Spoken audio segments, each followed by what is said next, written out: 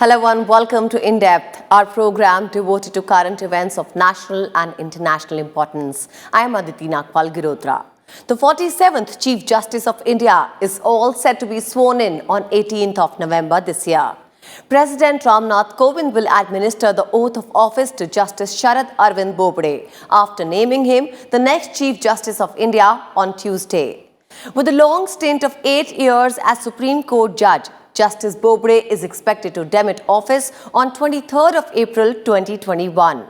Justice Bobde will succeed present CJI Ranjan Gogoi, who initiated the process of appointment by writing a letter to the centre recommending his name.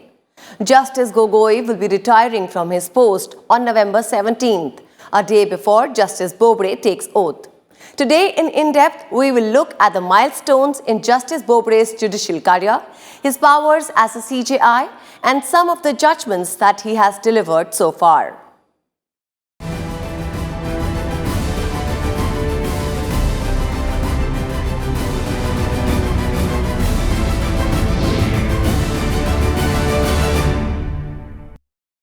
Justice Bobde will be administered the oath of office by President Kovind.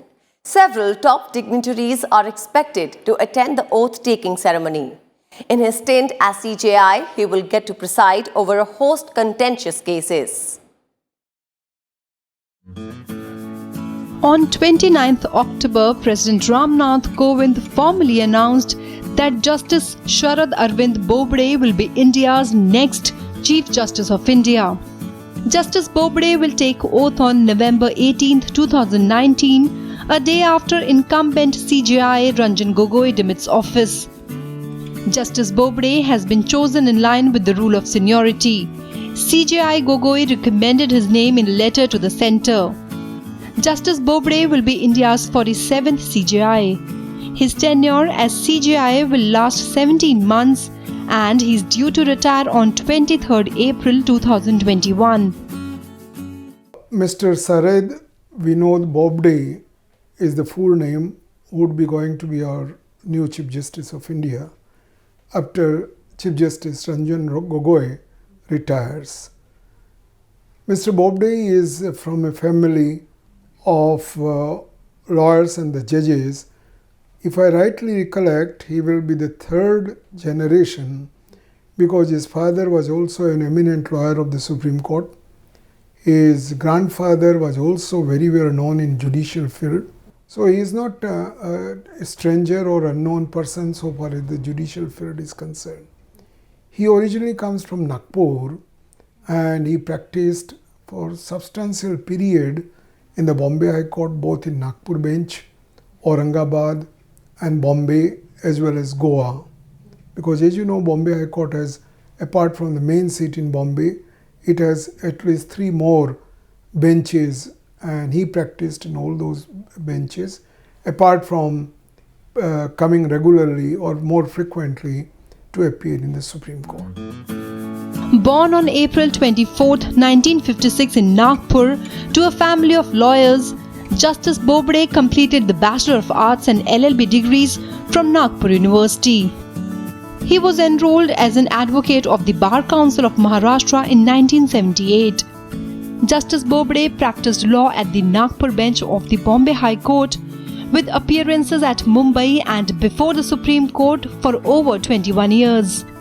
He was designated senior advocate in 1998. Justice Bobde was appointed judge of the Bombay High Court on 29th March 2000. In 2012, he was sworn in as Chief Justice of Madhya Pradesh High Court. In 2013, he was elevated to the Supreme Court of India.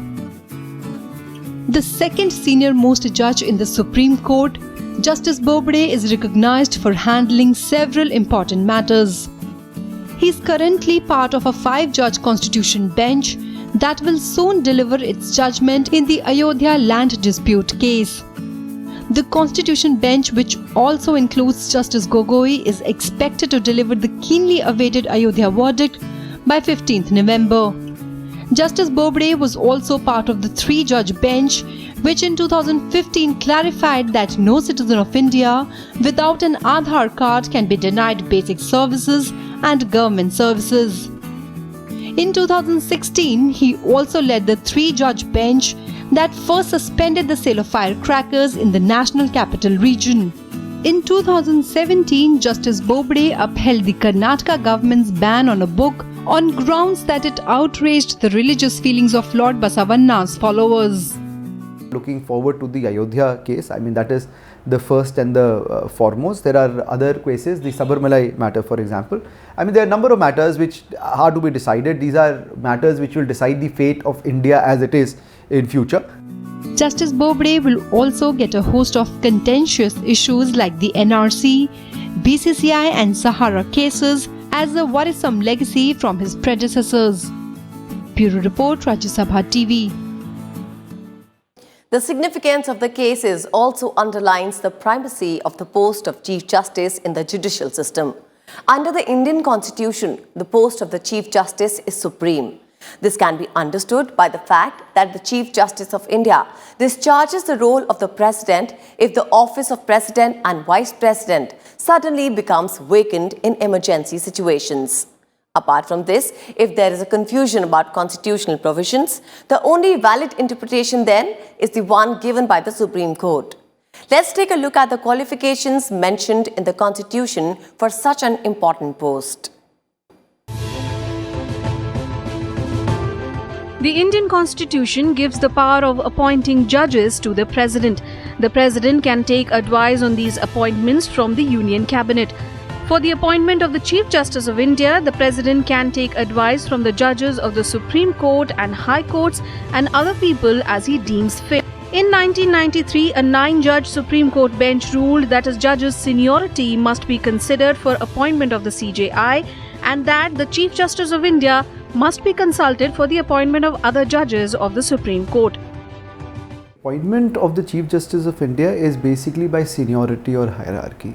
This is what the process is. It has only been broken, I think, twice in the history of India as an independent country. But the next in line is usually put up as the next Chief Justice of India. The Constitution, however, does not specify any directives for the appointment of the Chief Justice of India. The eligibility criteria for the CJI is same as that of any Supreme Court judge.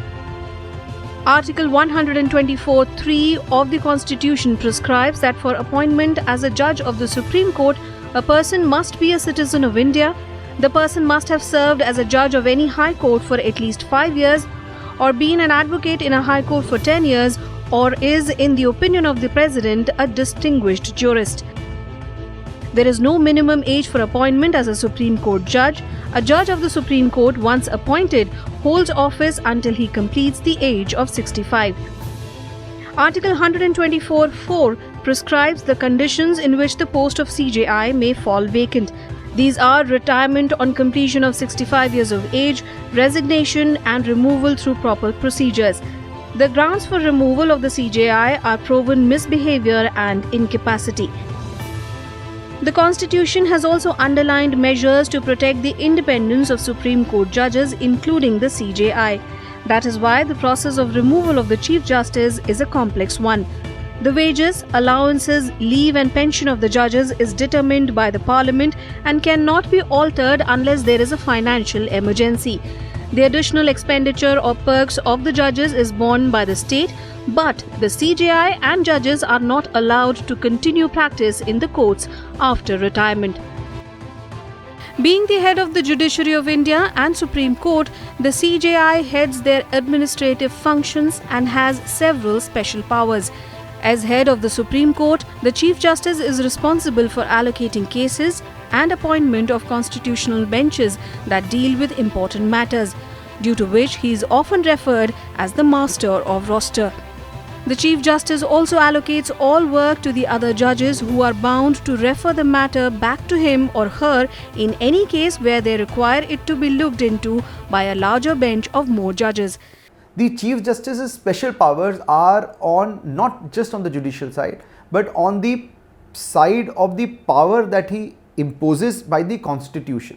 So when the President has to be sworn in or the Governor has to be sworn in, the powers of the Chief Justice come as he is the one who swears in. There are other officers by the Constitution, whose swearing in is done by the Chief Justice of India.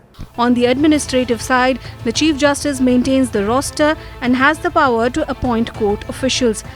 The Chief Justice also has the power to assist the President in appointing Supreme Court and High Court judges. The CJI also holds the advisory powers in which he or she can instruct and advise the government to work about certain issues. Bureau Report, Rajya Sabha TV. With this, we'll halt in for a quick break, but we'll be back soon. Stay tuned with us.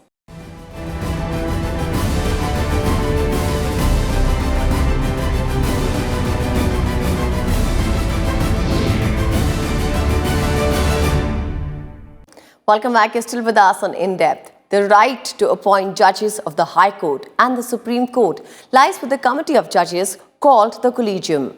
The Chief Justice of the Supreme Court is the head of the committee and 4 other senior-most Supreme Court judges are its members. This collegium has been in force of our country for over 2 decades.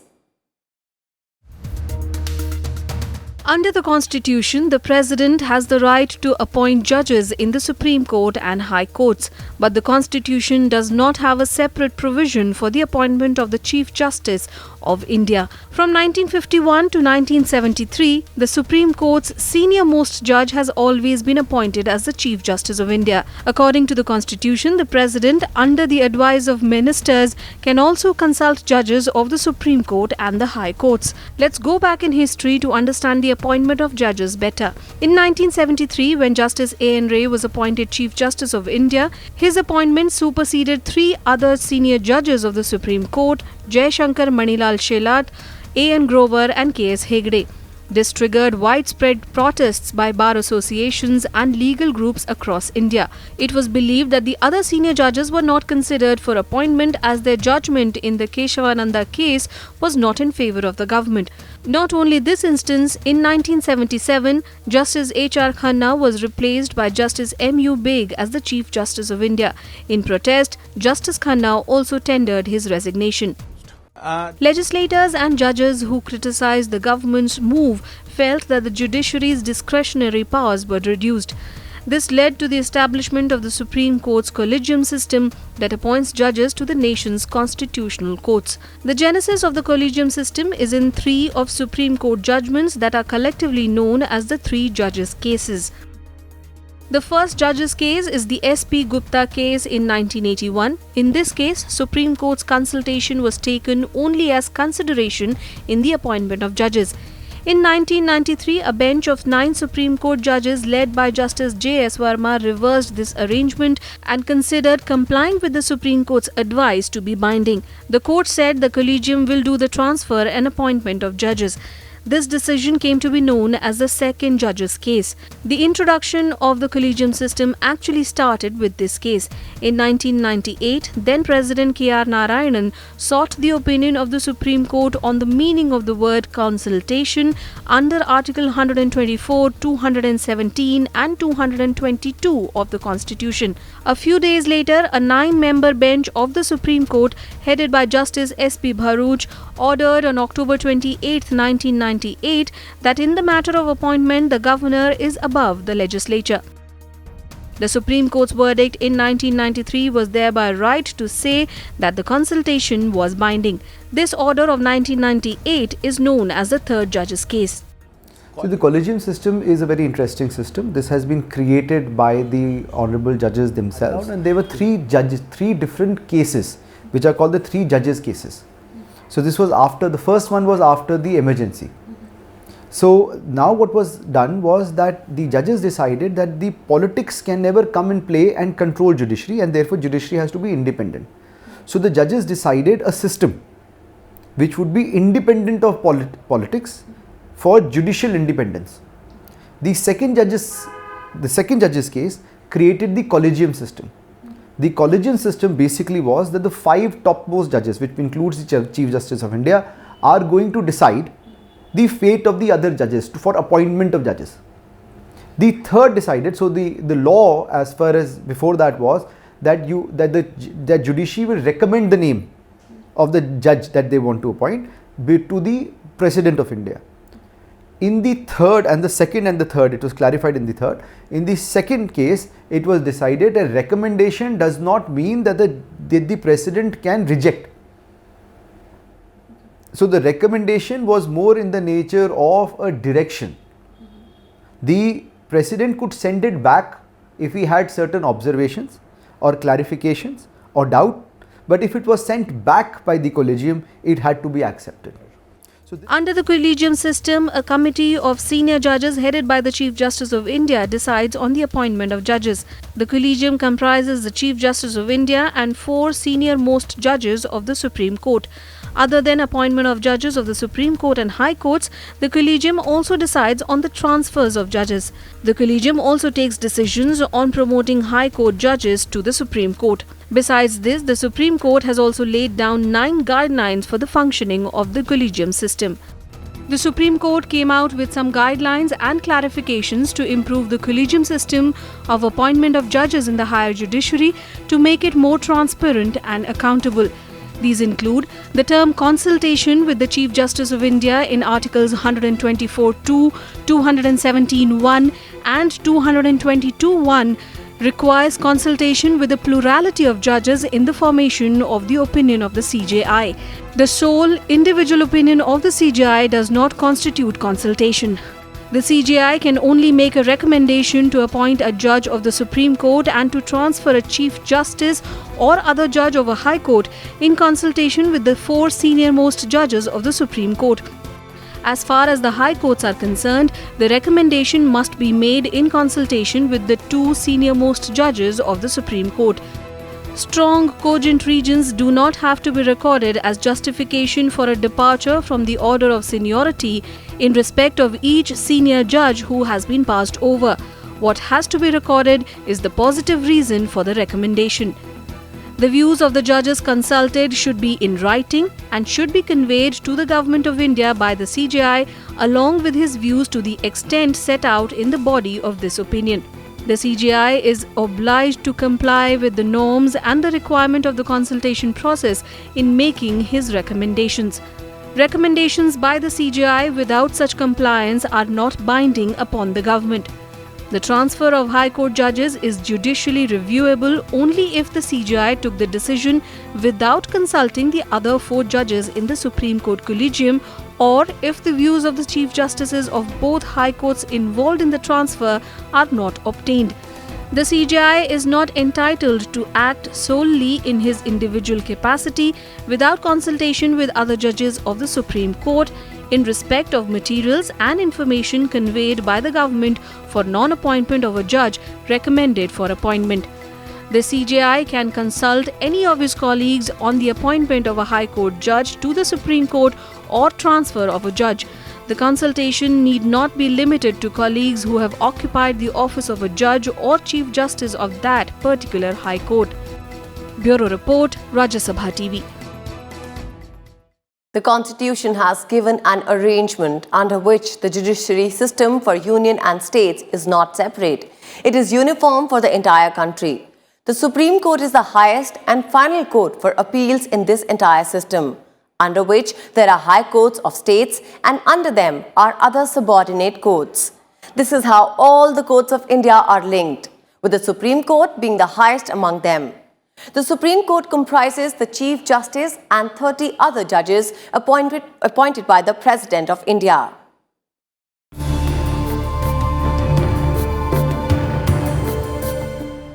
The Supreme Court of India is the guardian of the Constitution. It is laid down in Chapter 4 under Part 5 of the Constitution. Articles 124 to 147 state the Constitution and the jurisdiction of the Supreme Court in detail.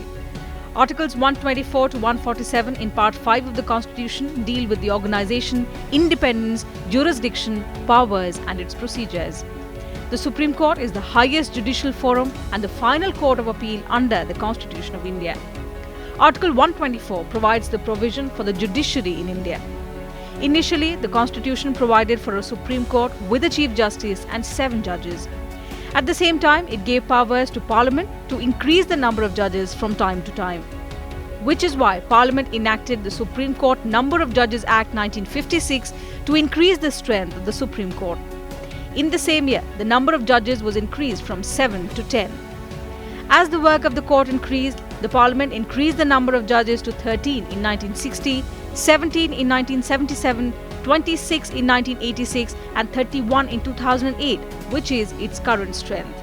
The Supreme Court was established on the 26th of January 1950, while it came into being in its present form on 28th January 1950. Its inaugural session was held at the Chamber of Princes in Parliament House complex. It was here that the Supreme Court sat for 12 years between 1937 and 1950. In 1958, the Supreme Court moved to its present premises. Every Supreme Court judge is appointed by the President of India. The Constitution provides a unified judicial system, keeping the Supreme Court at its apex. Therefore, the Supreme Court exercises enormous powers and functions. India's Supreme Court has more power in comparison to the Supreme Court of any other country, given its nature and extent. It has extensive powers in the form of original, appellate and advisory jurisdictions. The Supreme Court controls the entire judicial system in India and occupies a very significant place as the guardian of the Constitution and custodian of the fundamental rights of the citizens. The responsibility of interpreting the Constitution rests with the Supreme Court of India. The question of law decided by the Supreme Court is binding on all other courts within the territory of India. Article 129 of the Indian Constitution deals with contempt of court. Article 131 provides that the Supreme Court shall, to the exclusion of any other court, have original jurisdiction in any dispute. It has the power to settle disputes between the government and the states or between states. As the final court of appeal of the country, it takes up appeals primarily against verdicts of the high courts of various states of the Union and other courts and tribunals. Article 137 has empowered the Supreme Court to review its own orders or judgments given earlier. The Supreme Court also enjoys the power to withdraw cases pending before a high court or more than one high court for disposal by itself. The jurisdiction of Supreme Court are divided in 3 or 4 parts. First is the original jurisdiction. Original jurisdiction means, as you know, if there is a dispute between the central government and the state government of India, or between the 2 or more state governments, or a union territory and the state government, original jurisdiction, as you understand, that no other tribunal or the court has the jurisdiction to decide these issues. Advisory jurisdiction of the Supreme Court, which is also one of its kind in the world. For instance, when Parliament or the President of India has some doubt about some controversy about the question which arises from the Constitution of India, it always seeks the advice before the Parliament takes a decision on any very complicated question of law. Apart from this, the Supreme Court's advisory jurisdiction has been discussed in Article 143 of the Constitution. Under this, the President may approach the Supreme Court for advice on questions of law or fact of public importance which may have arisen or are likely to arise. The Supreme Court may, after due inquiry, report to the President its opinion on such matters. Bureau Report, Rajya Sabha TV.